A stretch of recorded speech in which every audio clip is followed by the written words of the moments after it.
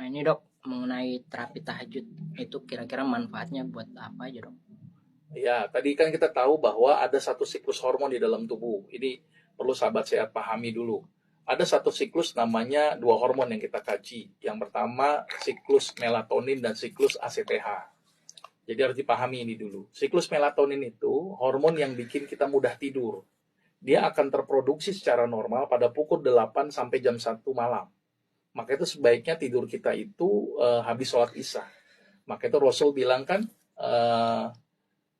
karena yakrahun naum qoblal isya wal haditha ba'daha. Rasul itu tidak suka tidur sebelum isya dan berbincang-bincang sesudahnya. Artinya dalam keadaan waktu Rasul normal gitu ya, habis isya tidur, kecuali memang ada keperluan ya. Berarti menunjukkan kira-kira habis itu jam 8 jam 9 tidur. Nah, di saat itulah melatonin terproduksi. Maka itu kalau bisa kita tidur jam segitu tuh. Makanya kebiasaan begadang sangat buruk. Ya, jadi ingat lagu Roma Irama ya, jangan begadang ya. Nah, tidur tuh, bangunlah di sepertiga malam. Ada satu siklus namanya hormon ACTH. ACTH itu mulai diproduksi jam 1 sampai jam 6 pagi.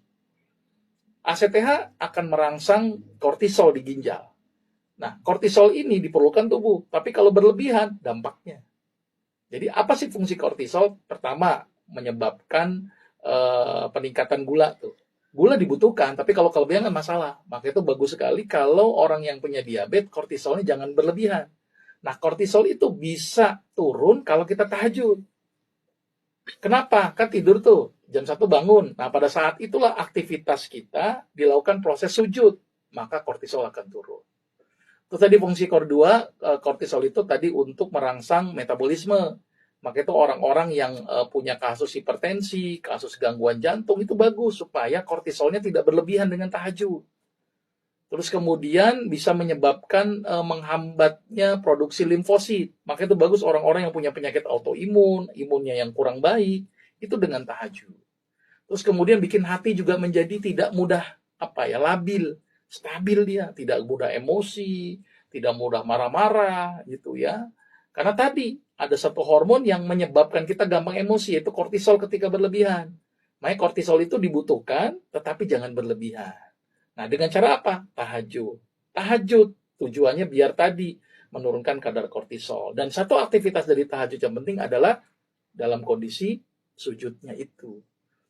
Ya, jadi sujudnya itu yang menyebabkan hentakan dari jantung ke otak, tak, sehingga menyebabkan ACTH jadi turun, ACTH turun jadi kortisol jadi turun. Itu penjelasan singkatnya gitu ya.